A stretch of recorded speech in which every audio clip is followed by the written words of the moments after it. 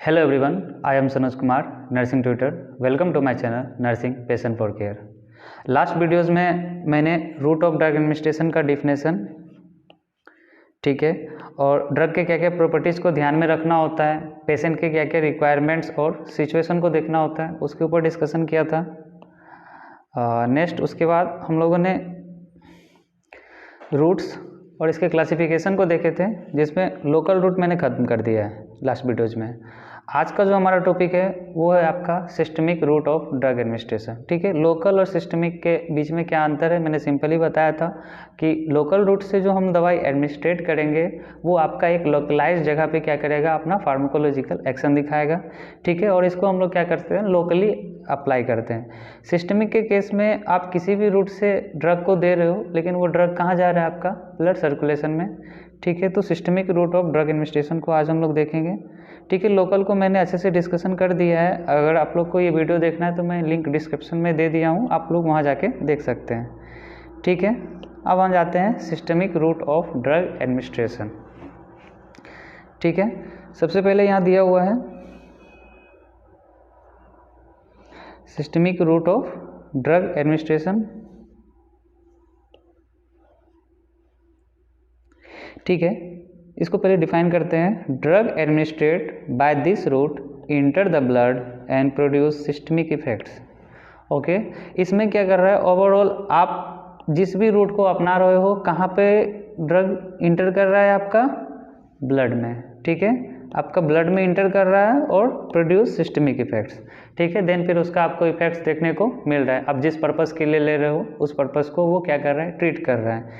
ठीक है, उसके बाद दिया हुआ है सिस्टमिक का आपका क्लासिफिकेशन, जिसमें ये दो पार्ट में बटा है। फर्स्ट वन हो गया आपका इंटेरल, सेकेंड वन हो गया आपका पेरेंट्रल।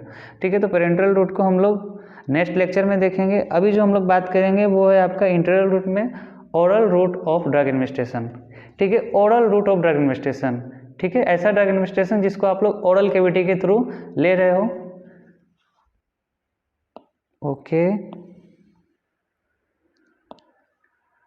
ठीक है, तो सबसे पहले हम लोगों ने देखा जो हमारा क्लासिफिकेशन था वो लोकल था और सिस्टमिक था। सिस्टमिक में भी हम लोगों ने दो पार्ट को देखा, इंटेरल और पेरेंट्रल। तो इंटेरल रूट्स किसे कहते हैं, पहले उसे डिफाइन कर लेते हैं।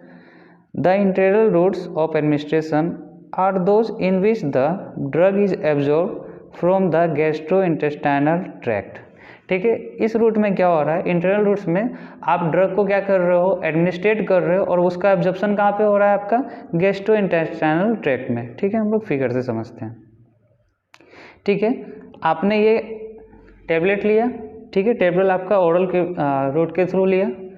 उसके बाद ये कहाँ पे चला गया, आपका गैस्ट्रोइंटेस्टाइनल ट्रैक्ट में। ठीक है, यहाँ पे आपका ये जो स्मॉल इंटेस्टाइन है यही रिस्पॉन्सिबल होता है ड्रग के एब्जॉर्प्शन के लिए। जनरली आपका स्मॉल इंटेस्टाइन ही ड्रग के एब्जॉर्प्शन के लिए रिस्पॉन्सिबल है। देन फिर ये यहाँ से कहाँ चला जाता है, आपका लीवर के पास, फिर वहाँ से वो ब्लड में इंटर कर रहा है। ओके, तो ओवरऑल इसमें क्या हो रहा है, आपका आप जो दवाई ले रहे हो वो कहाँ पे एब्जॉर्ब हो रहा है, आपका गैस्ट्रोइंटेस्टाइनल ट्रैक्ट में।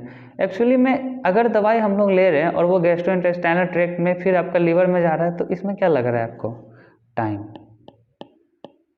जो सबसे इम्पोर्टेंट डिसएडवांटेज है वो क्या है, इसमें टाइम लगता है। और दूसरा इसका बायोअवेलेबिलिटी क्या होती है, कम होती है। बायोअवेलेबिलिटी क्या है मैं आपको आगे डिस्कस कर दूंगा। बायोअवेलेबिलिटी इसकी क्या हो जाती है, कम होती है। ठीक है, इसीलिए इस दवाई को हम लोग इंटरनल रूट को हम लोग जनरली इमरजेंसी केस में भी नहीं लेते हैं। ठीक है, तो अगर इंटरनल रूट्स आपसे पूछा जाए तो आप सिंपली बोलना कि इसमें हम ड्रग को एडमिनिस्ट्रेट करते हैं और उसका एब्जॉर्प्शन कहाँ पे होता है, गैस्ट्रोइंटेस्टाइनल ट्रैक्ट में। ठीक है, तो इसमें जो सबसे इंपॉर्टेंट रूट है वो है आपका ओरल रूट। आप लोग ओरल रूट के बारे में पहले से जान रहे होंगे। ठीक है, ओरल रूट के बारे में पहले से इसलिए जान रहे होंगे क्योंकि ये आपका जनरल रूट है। आपको अगर बुखार आती है तो आप PCM ले रहे हो तो वो भी आप ओरल रूट से ले रहे हो। ठीक है, अगर आपको खांसी हो रही है तो आप सिरप यूज़ कर रहे हो, वो भी क्या है, आपका ओरल रूट है। ठीक है, इसलिए यहाँ पे पॉइंट दिया हुआ है ओरल रूट में लिखा हुआ it is the most common and acceptable route for drug administration. ये आपका मोस्ट मतलब जनरल जो हम लोग ड्रग एडमिनिस्ट्रेट करते हैं वो हमारा ओरल रूट ही रहता है, जनरल जो रूट होता है। और एक्सेप्टेबल इसलिए है क्योंकि आप इसको क्या कर सकते हो, आसानी से खुद से ले सकते हो। इसके लिए आपको किसी और पर्सन की ज़रूरत नहीं पड़ती है, ठीक है। उसको हम लोग आगे देखते हैं इसके एडवांटेज में। नेक्स्ट जो दिया हुआ है इसका डोजेज फॉर्म। डोजेज फॉर्म हम लोग पहले से जान रहे हैं, ओरल रूट टेबलेट के रूप में ले सकते हैं, ठीक है, कैप्सूल के रूप में ले सकते हैं, सिरप ले सकते हैं, या फिर आपका मिक्सचर फॉर्म में ले सकते हैं। इन्हीं दो में से किसी एक को मिला देंगे तो वो मिक्सचर फॉर्म कहलाता है। तो ओवरऑल इसके हम लोगों ने पता कर लिया कि ओरल रूट क्या है। ये आपका मोस्ट कॉमन और एक्सेप्टेबल ड्रग एडमिनिस्ट्रेशन है, ठीक है। इसका डोजेज फॉर्म क्या क्या हो जाएगा, टेबलेट फॉर्म में आ जाएगा ये, ठीक है, कैप्सूल फॉर्म में आ जाएगा, या फिर सिरप या फिर मिक्सचर फॉर्म में आ जाएगा, ठीक है। ओरल रूट आप यहाँ पे सिंपल देख सकते हैं। ये भी जो आपका फिगर दिया ये एक oral route of drug administration का ही एग्जाम्पल है। अब इसके हम लोग एडवांटेज और डिसएडवांटेज देखेंगे, ओके। ओरल रूट के एडवांटेज क्या क्या हैं, मैंने ओरल रूट हमारे लिए किस तरह से फ़ायदेमंद है। सबसे पहला ये क्या है आपका सेफर, मतलब आप इसको सेफली ले सकते हो, ओके। दूसरा क्या है ये आपका चीपर है, मतलब ये सस्ता भी मिलेगा। जो आप इंजेक्शन फॉर्म में मेडिसिन लोगे, ठीक है, उससे सस्ता आपको टेबलेट फॉर्म में या कैप्सूल फॉर्म में मिल जाएगा। पेनलेस, जब आपको ओरल रूट से कोई भी दवाई को हम लोग एडमिनिस्ट्रेट करेंगे तो पेन होता है, नहीं होता है। आप लोग खुद एक्सपीरियंस फील किए होंगे कि ओरल रूट से दवाई देने पे किसी भी तरह से पेन नहीं होता है। दूसरा कन्वीनियंट फॉर रिपीटेड, ठीक है, एंड प्रोलॉन्ग यूज। उसके बाद हम लोग क्या कर सकते हैं, इसको रिपीटेड यूज कर सकते हैं। एग्जाम्पल से समझ सकते हैं, अगर हम कोई भी मेडिसिन को इंजेक्शन फॉर्म में ले रहे हैं, ठीक है, तो उसको अगर बार बार इंजेक्ट करते हैं तो वो वहाँ पे इंजरी काउज कर सकता है। लेकिन ओरल रूट से अगर हम कोई टेबलेट को ले रहे हैं तो वो क्या करेगा, आप सेल्फली क्या ले रहे हो, ओरल रूट में ले रहे हो, तो आप बार बार लोगे तो कोई आपको दिक्कत नहीं होगी, ठीक है। इसलिए इसको हम लोग रिपीट कर सकते हैं और प्रोलॉन्ग यूज भी कर सकते हैं, ठीक है ना। अगर आपको कोई मेडिसिन है वो आप डेली भी ले रहे हो ओरल रूट से तो वो आपके लिए उतना हानिकारक नहीं होगा। वो वो जो रूट है आपका वो ज़्यादा आपको डिस्टर्ब नहीं करेगा। और इम्पोर्टेंट बात, कैन बी सेल्फ एडमिनिस्ट्रेटेड। मैंने फिर से बताया हुआ, मैंने पहले भी बताया और फिर से बोल रहा हूँ कि इसको हम लोग सेल्फ ले सकते हैं। ऐसा नहीं कि आपको इसके लिए किसी अदर पर्सन का या हेल्थ वर्कर का ज़रूरत पड़ेगा, नर्स का ज़रूरत पड़ेगा, ऐसा नहीं है। आप इसको आराम से स्वयं ले सकते हो, ओके। अगर कुछ एडवांटेज है तो कुछ ना कुछ डिसएडवांटेज तो हो गए, ठीक है। तो डिसएडवांटेज में दिया हुआ है, it is not suitable for या in drugs that are destroy by digestive juice. अगर डाइजेस्टिव जूस जैसे आपका HCl हो गया, ठीक है, HCl क्या करेगा, एक एसिडिक फॉर्म में है। आप अगर टेबलेट ले रहे हो, कैप्सूल ले रहे हो तो कहीं ना कहीं उसको क्या करेगा, डिस्ट्रॉय करने का कोशिश करेगा। तो इससे जो है आपका ओवरऑल जो ड्रग को जितना वर्क करना चाहिए, जिस अमाउंट में आप लिए हो उस अमाउंट में वर्क करना चाहिए, वो अमाउंट अब है ही नहीं। तो ड्रग का जो असर होगा वो थोड़ा क्या होगा, कम होगा, ठीक है।